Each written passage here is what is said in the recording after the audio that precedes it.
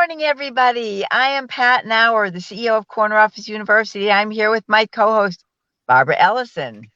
Good morning, everybody. This is Barbara Ellison, and I am on a mission to make happiness the norm rather than the exception. I'm a personality science speaker and an author. So, welcome to our show.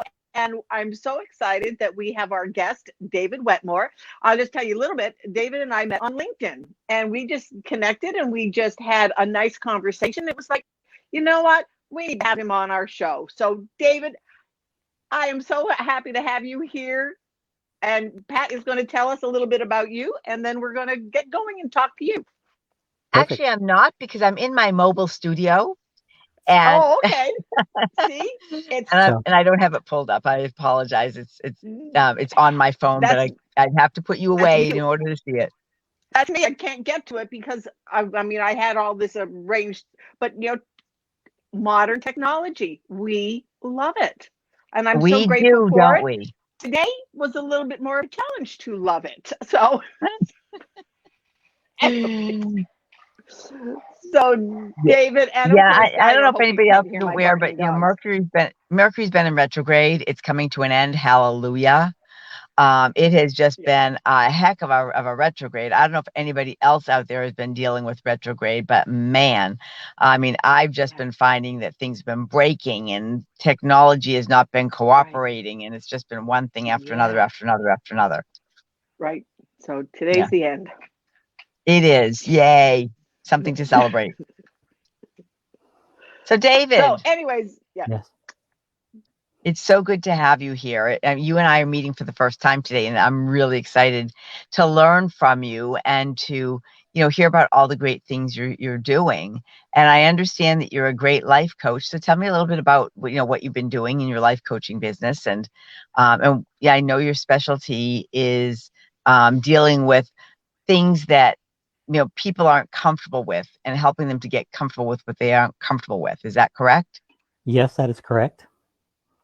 That's what I do. I help to, my coaching is really about inspiring people. It's about helping them find within themselves the motivation, because to me, motivation is an inside job and inspiration is outside. So I try to find, inspirational ways to help people motivate themselves and get past their limiting beliefs, which they've accumulated, most people, since childhood. Super. And so what kinds of clients do you typically work with? My sweet spot is entrepreneurs and coaches, life coaches. But I don't turn anybody away. There are any number of reasons that a person could need a life coach, and I'm happy to have a conversation with anybody and anybody on this show for sure, who feels like they could use a conversation that might help them open a door or two in their mind, something like that. Then I'm the guy. So as coaches, we all deal with specialties. What exactly is your specialty? Well, I like to say that I'm a transformative coach. So, and the metaphor that I like to use for that is, some coaches will tell you they'll help you connect the dots. And what I want to do is I want to find those dots first, because a lot of times that's the problem with someone who is stuck. They think they know what the dots are. They think they ought to be doing this, or they think they ought to be doing that.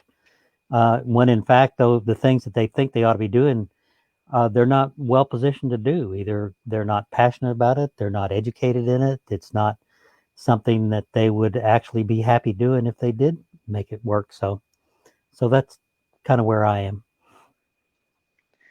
It's so nice to hear you say that, because I think so often I can remember, it brings to mind a friend of mine that he was going, when we were college age, and he was taking, and I don't remember what he was taking, but which it doesn't really matter. But he said, "Oh well, yeah, I'm taking it because my dad says I have to do this because it's the family." And Yeah. it was just, he was totally unhappy. He kept flunking out of stuff, but his dad had said, you're going to go to college and you're going to do this because you're going to do this. And he was paying to have poor Al go to college for something that he just had absolutely no interest in doing. And how often do you think that people they do that and they succumb to it? And he finally did. He just kind of went do it. But he was never fulfilled. He was never happy. It wasn't something that he wanted to do. And Yeah. don't you think that that's what happens to people? They get so caught up in the familial pressure of doing what they think they're supposed to be doing, and it's not what they're supposed to be doing. And then all of a sudden they hit midlife and they're like, I hate this. Yeah. And then they're stuck because now they've got, a wife, a mortgage, a husband, or whatever, family, and they can't seem to go forward. Yeah, that's exactly what I see, and that's what I like to work with those people, because some of them do come to the realization that there might be something else out there, that they might be able to change course. The old adage that you're never too old to take up something new is very true. But and to your point about your friend in college and people even in later in life like that, another way I look at that is I have another metaphor. I'm full of metaphors today, it looks like, but it's the what I call a saran wrap metaphor: social conditioning, social indoctrination. So it starts when we're born, basically. And if you imagine the ideas and the norms that other people lay on us when we're young and growing and beginning to form our own lives, it's like each one is like a layer of saran wrap. One layer of saran wrap you can see through just fine, and you add a second layer and it gets a little cloudier, and a third layer and it gets even cloudier, and before long you can have all these layers of seemingly good intentions, seemingly right things to help somebody progress and grow, but they're actually obscuring the real self down there behind them. The innate well-being that we have a lot of times is covered up with all these layers and layers of ego that other people have put on us, basically. Right. So So David, what would be go ahead. okay? No, go ahead, Pat. Sorry. I was going to say, well, what typically is your process to work with people? That's what I was going to say. You took the words right out of my Great minds do think alike, mouth. Barb. Great Yeah, minds yeah. think alike. Well, it's all conversational. So it starts with a conversation, much like this. Except there'd only be one person, obviously, and and so somebody will come to me and they'll say, I want to do this, I want to do ABC, and so we'll talk about ABC and we'll find out what it is about ABC that's inspired them to want to do it. And a lot of times as we start digging down, it's just what you said a while ago, Pat. It's things that they think they should be doing because the outside world thinks they should be doing that. Yeah. In Barb's example of the guy in college is perfect. People, I had a client a few years ago who wanted to double the size of his business. So we started talking about why that would happen, and it was a why and a why and a why. If you keep asking why, eventually you'll get to the real crux of the matter. Mm-hmm. And the real why was because he wanted to spend more time with his family. But as we went down that conversation, it turned out that was just, if he doubled the size of his business, the opposite was going to happen. He was going to have to hire more people. He was going to have to work longer hours. He was going to have to do all these things to double the size of his business, which was not really what his intention was. His intention was to spend more time with his family. Right. Yeah. And that's so often we get caught up in this is going to be great. Like, I have to admit, yesterday with friends of mine, we were doing an exercise on setting goals. And it was like, this happened to be a financial, like setting some financial goals for, 2021. And, we start early, and Pat's a big proponent of that. Like, let's start early and, just see where you want to go. And so one of the things she said, what happens most people is they say, oh yeah, I want to make this.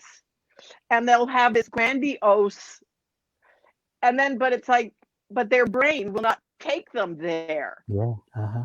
because it's too far out there. So what she started us with, she called it her BAM goal. Bare ass minimum. What's your bare ass minimum that you need to have in order to make your bills? Like for your business to pay for itself, that you are just not stressed with it, that you are just making all your commitments, all the stuff that you need to have to have your business run smoothly. And it was like, oh, when you put it that way, I was like, oh, okay, yeah, okay, I can do that. And what are you willing to do to get that? Yeah. But then the next goal was, okay, so what would be your thrive goal? Something that will give you a little bit more than what you have, but it's just a little bit more than what you have. So it's not such a brain thing. And one of the things that I was listening to a thing from Suzanne Evans last week, and she said, and she was talking about this same thing. And she said, one of the things that happens is people try to jump from their bare ass minimum to this grandiose, and their brain will just absolutely rebel and not do it and get stuck and just. And one of her things is that she said your brain will only handle if you double your first Mm-hmm. goal. And I know Right. Pat and I have talked about this, and it was like, yeah, that totally absolutely makes sense. But sometimes we have to be reminded of that, because then once you've made that and you are making that, then you can look at your wow goal, that this Yeah. is what you're going to use to change the world. And I think that's what happens with people that get stuck also in what they want to do. They try to go too far and then find out they're in the wrong direction. Yeah, you're exactly right. A big goal like that will actually start working against you.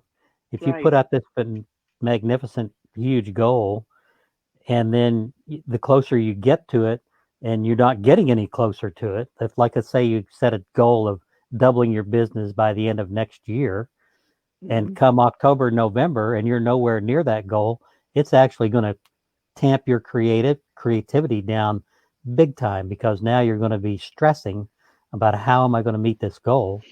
And stress obviously is one thing that you do not want to have if you're trying to be creative, or you're trying to build a business or move ahead, or really think outside the box. You can't do it if you're under a lot of stress. Yeah, it Right. creates resistance. It does, yes. Right. Yeah. Right. Exactly. And And isn't yet, that where and yet, so many poor people are, is they're in that resistance. And I know for myself, I've done that. mm, So Yeah. yeah, I go ahead. Stephen Pressfield has a great book. Stephen Pressfield, who is the author of The Legend of Beggar Vance. That's how most people know him. But he has a book called The War of Art. Oh, that's a great book. Everybody should read that book. Yes, It's yeah, an old classic. it is classic. War of Very. Art. The War Okay. of Yeah, Art. Yeah, not and the he art of war, the war of art. right, and he talks about resistance. That's the big thing. And when Mhm. I read it, I recognized it um, before too long. We all have some form of resistance, or I say we all. Most of us do. And that's in that resistance. That's how it shows up. Is it's a little voice in our head that says, "Who are you to be able to do that?" Or "How can you be that successful? You don't have anything to be," or "I don't want to do that." If you do that, you're going to be giving up something else. The little voice that's always the counter to what we think we want, and he So, labels it as David, resistance. I'm sorry. No, Go that's ahead. good. No, that was it. So, give our listeners a tip of how they can start to reduce resistance in their lives. Well, what I like to show people is that, well, let's say feelings. I'm going to work on it from a feelings standpoint, because feelings are what guides our life. If we feel good, we're going to be very productive. We're going to be very energetic. We're going to do the things that are going to move us forward, are going to benefit us in the long run, and so on. So feelings, a lot of people think that feelings come from the outside. So the outside event, something happens outside of us and it creates a feeling inside of us. Actually, our feelings are are generated by our thoughts. So we see something, and this is where the social conditioning and indoctrination from a young age comes in. We see an event or a circumstance, and we have a feeling. Well, we think that the event or the circumstance caused the feeling, and the more we've been socially indoctrinated, the more it seems that way. But in point of fact, our feelings are actually caused by our thinking. So a little metaphor that, once again, is this Wednesday? And it should be Monday, Metaphor Monday. I'll have to come up with a different word for Wednesday. But a story that I like to use is, let's say we all are familiar with the game of basketball, and a player hits a shot at the buzzer for his team that wins the game. Half of the fans are despondent, and half of the fans are elated. Well, right. the event can't cause two different feelings. In and of itself, the event can't cause the feeling. It's the thinking about the event. On the one hand, the people are thinking, oh, this is great. Our team is going to make the playoffs. We just scored. We won. Everything is wonderful. And on the other side, that bunch of people, same event, are going, oh my God, we're not going to make the playoffs. Our team sucks. What are we going to do? We're going to fire the coach. All these negative things. It wasn't the event. It was our thinking about the event that caused all those feelings to come up for us. So I have this is my tip for reducing those kinds of feelings, and that is to neutralize every event.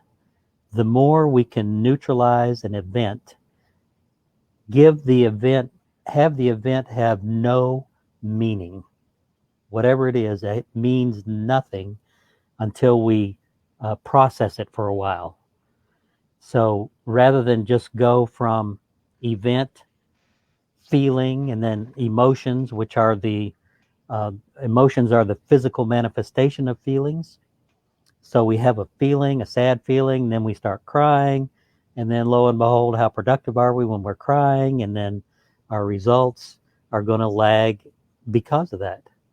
So if we can neutralize that event first, get a little bit of objective view of it, then it's going to reduce the feeling, and then the feelings are obviously going to not create as high of an emotional reaction, and then we're going to be able to progress and move through our lives without this feeling and these emotions dragging us down. So when you say neutralizing the feeling, explain more about that. Well, every event is totally neutral until we judge it. We judge it. An even more powerful example is the World Trade Centers. When the World Trade Centers came down in 2001, most people, especially in the United States, North America, were angry or sad or depressed, all these states of mind that people got into when they saw that. And but there were another whole group of people in the world who thought it was wonderful, who thought it was so great that, we could go in here and we could create such damage and such havoc with America. Well, once again, the event itself was neutral. Americans decided it was bad. Um, Middle Eastern people of some persuasion thought it was good. So if we could neutralize that event and go, oh, the towers came down. That's terrible. Yes, it's terrible. How is it terrible? Let me think about this and see what all the ramifications of this are before I just go straight into my anger mode or my sad mode or my depressed mode. Take the event, even if you have to, and a trick is to count. Something happens, somebody says something to you. That's the biggest thing where this happens, is somebody says something that makes you angry. If you can step away from that event for just a second and let it process out, your level of anger and your level of response is going to be much less than if you just allow that event to go straight to a feeling and an emotion. That's I have to great. say, Thank you. yeah, because, and I can remember one time my younger sister, she was so upset with something that her husband had done, and she was just beside herself. And we've all experienced that in a relationship with other people. And I finally looked at her and I said, Debbie, are you going to remember this a year from now? And it did exactly what you just said. Right. And Yeah. I find that I have to do that for myself too. Is that, am I going to worry? Am I going to be upset about this a year from now? Yeah. And it made her stop. And she went, oh, well, yeah, I guess. And then I said to her, okay, so if you're not going to be worried, are you going to get a divorce over this? She said, well, no, of course I'm not going to get a divorce over this. I said, fine, then let it go. Yeah. And it was like, oh, yeah, I guess I do have that choice, don't I? And I saw oh, okay, yeah. And it was like, oh, brother, yeah, Deb, yeah, this is what, and how often do people get caught up, especially on social media? Oh, a friend of Oh my mine and God. I, we were talking about it the other day.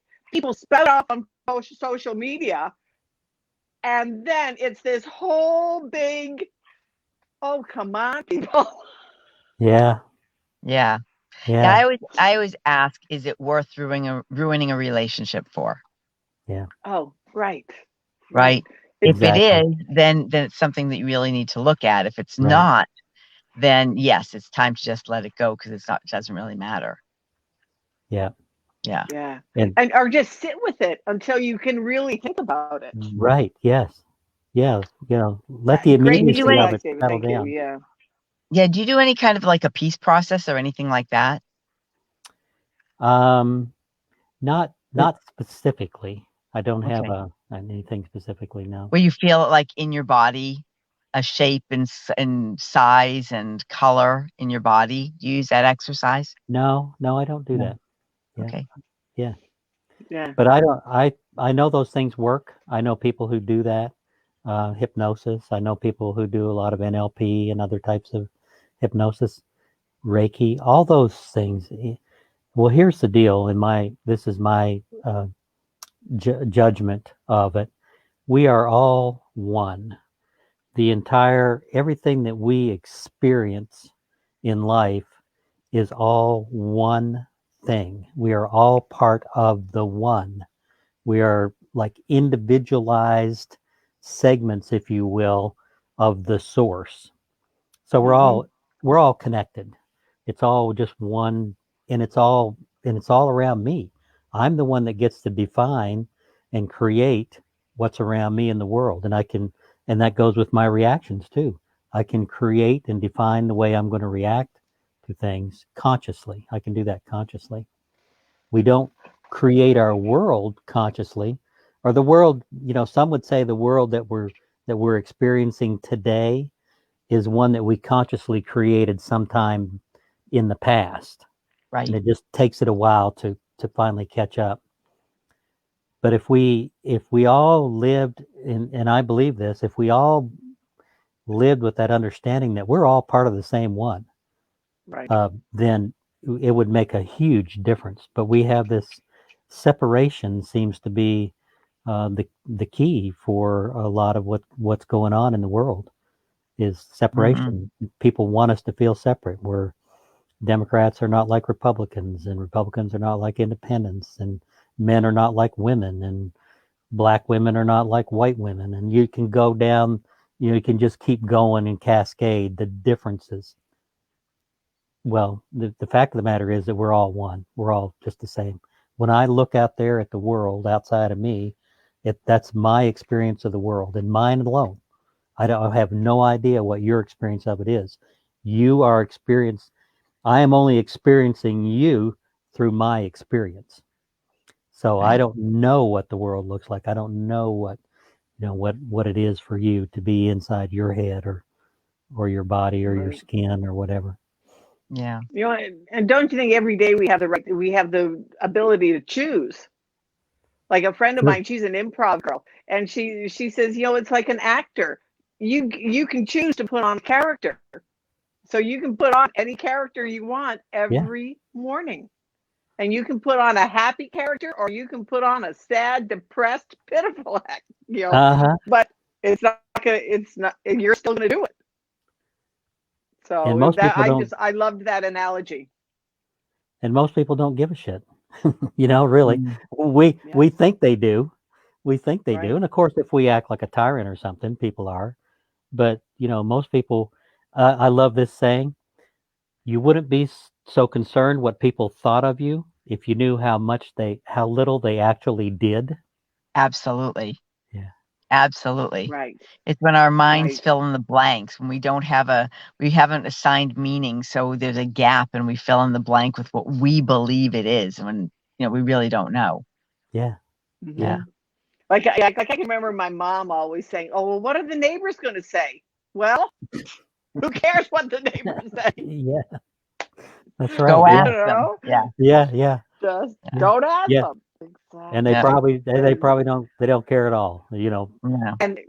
99 times out of 100 the neighbors don't care at all what you do, yeah, think, or say. yep, Yeah. yep. I So recently had a client who was concerned about what people were thinking. And I said, well, then why don't you just ask what they're thinking? Oh, that's perfect. Yes. Yeah. Yeah. yeah, And Yeah. she did. And they had no idea what she was talking about. Yeah. It was fabulous. Yeah. It was all created yeah, right there in her right, head. It really yeah. The is. And, whole Yeah. story. Yeah. Yeah. and isn't that true of business too? Is that so many people have, and I done it myself. So many people, they create things and then can't understand why our people aren't responding. Well, okay, you know what? Is this? Did you ask them what they wanted? Yeah. Well, oh, well, no. And they've spent thousands of dollars creating courses, and then all of a sudden they're like, can't sell any. Right. And I mean, some famous people, like I remember one time I was talking, Brendan Burchard, one of his courses that he first did, and he said, yeah, it totally bombed Yep. because he hadn't done Yeah. enough market research. He did it out of his own. Right. His own And need. how often do we do Yeah. that? Yeah. Yeah. I did So, that myself a few years ago. I had a couple of programs that I created for Facebook. I was going to use Facebook as my marketing tool, and they bombed. And it was exactly the same thing. Here's what I did. I created these programs, and I had other coaches look at them, and the coaches would go, "Oh, that's wonderful. That's great." right, because they were But they weren't your target However, market. yeah, Right. the clients were of totally different. They're like, right. "Yeah, what the hell is this crap?" Yeah. So Yeah, Yeah. yeah, Yeah. right. We've all done it. Yeah. yeah, We've all done it because everybody talks differently, and Mm. so often I have found that people try to do things that they think other people are going to want, but they're yeah, not asking exactly what we're just talking about. They're not doing it from what what the other person wants. Like I can always remember my sister, my nephew got so mad at her, and she was like she couldn't understand why Robert was so mad at her. I said, "Well, Liz, you made a decision for Robert without asking him." yeah, Hmm. Right. And it was like, "Oh, you're right." And she just and then of course it was like she was so upset because he was mad at her. Well, Liz, you made a decision for him without asking him. right. And of course it And was David, the I'm wrong sure. decision. It was the wrong decision. Yeah. And David, I'm sure you deal with these kinds of issues every single day with people. Well, fortunately, not every day. So, but yes, often enough, frequently enough. That's good. Yeah, That's yeah. good. And Yeah. So, client go ahead. generally it doesn't take clients long. I mean, in coaching, um, clients tend to select coaches that are copacetic with their needs and their senses. So I don't really. I've only had very small number of clients who actually didn't kind of come into the same space that I'm in some period of time, and that's probably why they chose me as their coach, because they felt like that's where they wanted to be. So Very cool. yeah. Yeah, and you'll So, do find you have ones any that don't. programs running right? Do you have any programs running right now? I am actually about to launch a mastermind for coaches. So I have so many. I met Barb on LinkedIn, and I've met so many coaches on LinkedIn. I've gained in the last 2 months about 1,500 connections on LinkedIn of coaches, just life coaches, various forms of life coaches. Anybody who had a life coach in their biography or something somewhere ended up getting an invitation to connect with me. So in my conversations, and I'm having half a dozen conversations at least a week with people, new people that I've met.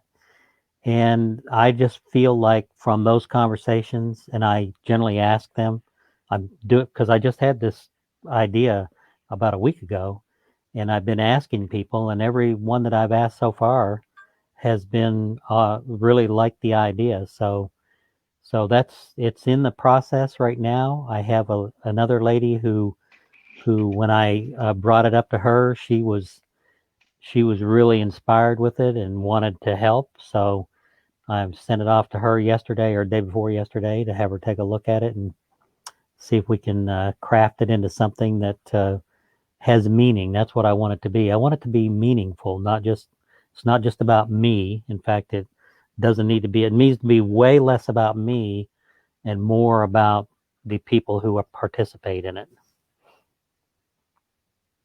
Cool. Awesome. Good. Well, keep us up to date as to what you're doing. Absolutely. You're on my mailing list. So yeah.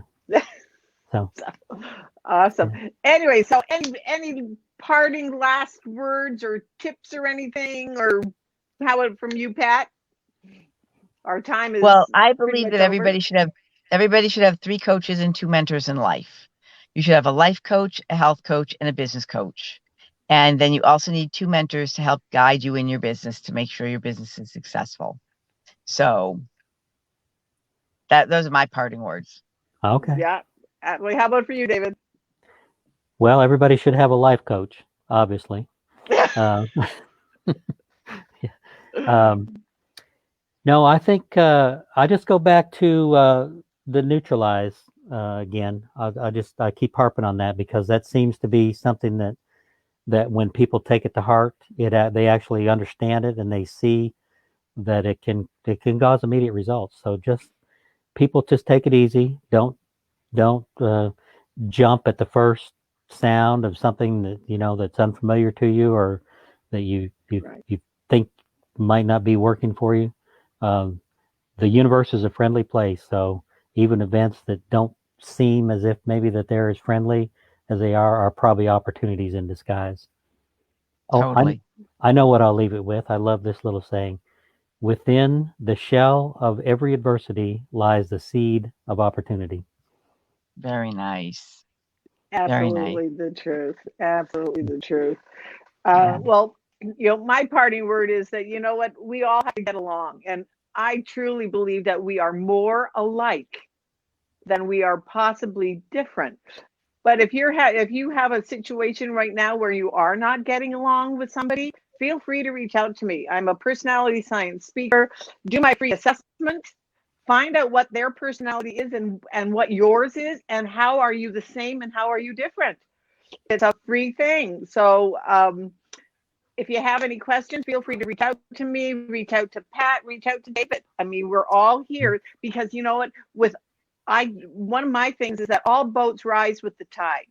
So Yes. if we are all in the same ocean, we might have different boats, but we're all in the water. So let's all rise to the occasion and let's do it peacefully. Right now we're going through turbulent times, but you know what? They don't have to be violent. They don't have to be so out there because I truly believe that we are more alike than we are different. Mhm. So Yeah. anyways, welcome to the show. Hey, next week we're going to have Steve Erickson on. He is a tech guy, and maybe he's going to be able to figure out some of this tech things that we're having with. Yeah. But he's also a marketing messenger. He does market messaging, and so he is just absolutely so fun to. And he's my tech guy, so gotta promote him. He's There you awesome. go. Yeah. So yeah, Yeah. Excellent. he's made a difference. So just I say, have a coach. It's like coaches have coaches. So anyways, have an awesome, awesome day, and we'll see you next week. Welcome to the Everyday Riches Show. And thank you, David, for being here today. And thank you guys for the invitation. It's been lovely. Thank you. Thank you. Yeah. Bye-bye. All right.